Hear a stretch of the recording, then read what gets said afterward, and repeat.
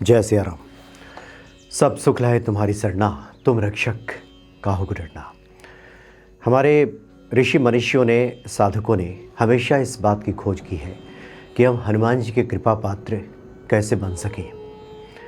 क्या वो उपाय हो सकता है, कौन सा वो शुभ दिन हो सकता है, किस पाठ को हम करें, किस प्रकार से करें। निरंतर इस खोज में जो साधक हैं, भक्त लगे रहते हैं। आपने महसूस किया होगा कि सब कुछ होते हुए भी मन के भीतर कई बार कुछ खालीपन सा लगता है। हम मंदिर जाते हैं, पूजा करते हैं, लेकिन मन को वो शांति नहीं मिलती जिसकी हमें तलाश होती है। दूसरे अर्थों में कहें तो मन में जो हमने चाहा है, अष्ट सिद्धि नौ निधि के दाता हनुमान जी से, वो प्राप्त करने में भी कई बार लगता है कि जैसे विलंब हो रहा है।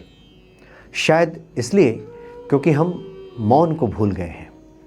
हमारे दिमाग में, हमारे मनोमस्तिष्क में जिस प्रकार की हलचल चलती है, जिस प्रकार की छटपटाहट है, जिस प्रकार की बेचैनी है, उसी बेचैनी की अवस्था में हम हनुमान जी की आराधना करते हैं, पूजन करते हैं। लेकिन एक बहुत बड़ा रहस्य है कि जब ईश्वर हमसे शब्द नहीं, मौन मांगते हैं। हनुमान जी हमसे दीप नहीं, फूल नहीं, बल्कि हमारा शांत मन मांगते हैं। और उस शांत मन की अवस्था में जब मन शांत होता है तो जो प्राण वायु है वो जागृत होता है। और प्राण वायु जो हनुमत तत्व है, ये जब जागृत हो जाता है तो व्यक्ति के लिए कुछ भी दुर्लभ, कुछ भी मुश्किल, कुछ भी असंभव नहीं रह जाता। इसलिए आज हम बात करेंगे उस पावन रहस्य की। एक रहस्य है इसमें छुपा हुआ, जिस दिन हनुमान जी की कृपा बिन मांगे बरसती है भक्तों पर। जिस दिन किया गया एक छोटा सा मौन आपके वर्षों के दुखों को हर लेता है, दुखों को मिटा देता है, मन को शांति से भर देता है। इसलिए आज हम जो बात करेंगे आखिर तक आप देखिएगा, सुनिएगा। और इस विशेष दिन को हनुमान जी को अगर हम अर्पित कर दें, उस दिन पूजन करें, तो निश्चित तौर पे हमें वो प्राप्त हो सकता है जो हमने चाहा है। और ये वो दिन है मौनी अमावस्या। वैसे भी अमावस्या को, पूर्णिमा को, चंद्र ग्रहण में, सूर्य ग्रहण में, कुछ विशेष होली दिवाली के अवसर पर किया गया कोई भी पाठ, कोई भी उपाय कभी निष्फल नहीं होता। उसका फल निश्चित तौर पे मिलता है और कई गुना मिलता है। दरअसल मौनी अमावस्या ऐसा दिन है जहाँ वाणी नहीं बल्कि मन भी हमारा मौन हो जाता है। और इस दिन जो हनुमान जी की आराधना पूजन हम करते हैं, उससे निश्चित तौर पे हमें सब प्राप्त हो जाता है जिसके हम आकांक्षी हैं, जो हम चाहते हैं। दरअसल बात यह है कि हनुमान जी जिसके हमने प्राण तत्व की बात की, जिस दिन हमारा मन शांत होता है तो ये जो प्राण तत्व है ये जागृत हो जाता है। इसलिए 18 जनवरी को इस बार मौनी अमावस्या है। इस दिन हम हनुमान जी का एक विशेष पाठ करें, विशेष पूजन करें, तो हमें कोर्ट केस, धन संकट, विवाह, रोग आदि जो एक मनुष्य की आवश्यकताएं होती हैं, एक सांसारिक व्यक्ति की, एक गृहस्थ की जो आवश्यकता होती है, वो सब पूरी हो जाती है। दरअसल हनुमान जी का जो संबंध है, उस दिन अमावस्या के दिन ये चंद्र सबसे कमज़ोर स्थिति में रहता है। सबसे कमज़ोर स्थिति चंद्र और सूर्य की उस दिन युति भी रहती है। तो अपेक्षाकृत जो हमारा मन है शांत भी रहता है, उदासीन भी रहता है और सांसारिकता से अपने को दूर भी रखता है। इसलिए इस शुभ दिन का अगर हम कुछ लाभ उठा लें, कुछ प्रयोग करें, तो हमें वो सब मिल जाता है जो हम चाहते हैं। तो हनुमान जी के पूजन का बहुत विशेष इस दिन महत्व है। तो उस दिन सुबह स्नान आदि क्रिया से निवृत्त होकर के सुबह से लेकर संध्या तक कभी भी किया जा सकता है। सिर्फ दोपहर में का जो समय है ये वर्जित है, उस समय नहीं किया जाता। स्नान आदि क्रिया से निवृत्त होकर के हनुमान जी को चोला अर्पित करें। और जो महिला भक्त हैं, चोला सामग्री हनुमान जी के सामने अर्पित कर सकती हैं, या फिर मंदिर में जा कर के इसको दिया जा सकता है।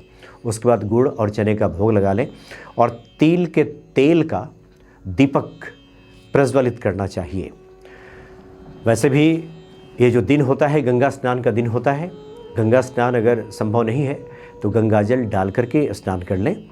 हनुमान जी के सामने लाल आसन बिछा करके बैठ जाएं और कम से कम 7 बार हनुमान चालीसा का पाठ करें। और उसके पहले जैसा कि नियम है कि हनुमान जी के जो इष्ट हैं, जिनकी खातिर अवतार लिया हनुमान जी ने, 108 बार राम नाम का भी जप कर लें और 7 बार हनुमान चालीसा पढ़ लें। उसके बाद ओम नमो भगवते हनुमते नमः, इसका 1 माला करना चाहिए उस दिन, कम से कम 1 माला।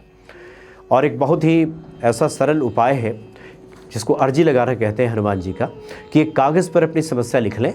जैसे कि जो भी समस्या है, कोर्ट केस है, धन संकट, विवाह, रोग, जो भी समस्या है, एक सादे कागज़ पर लिख करके उसको लाल कपड़े में लपेट करके हनुमान जी के चरणों में अर्पित करते हुए कहना चाहिए कि हे बजरंगबली, यह भार अब आपके चरणों में है।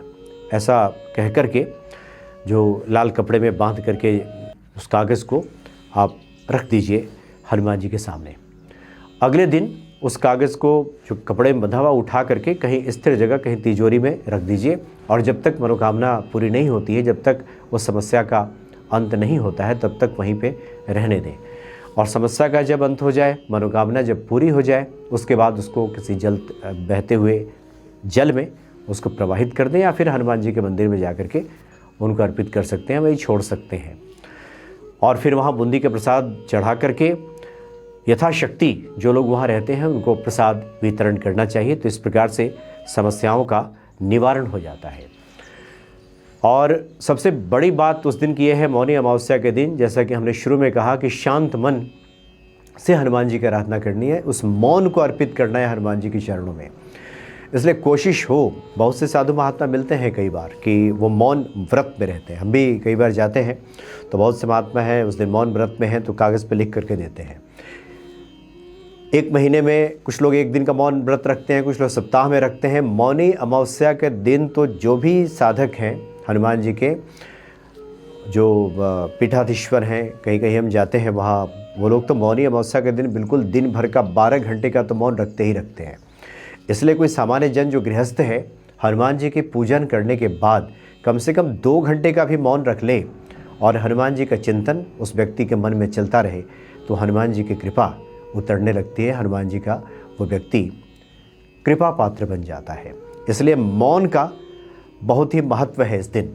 7 बार हनुमान चालीसा, 108 बार राम जी का नाम, ओम नमो भगवते हनुमते नमः 108 बार कम से कम ये कहना चाहिए।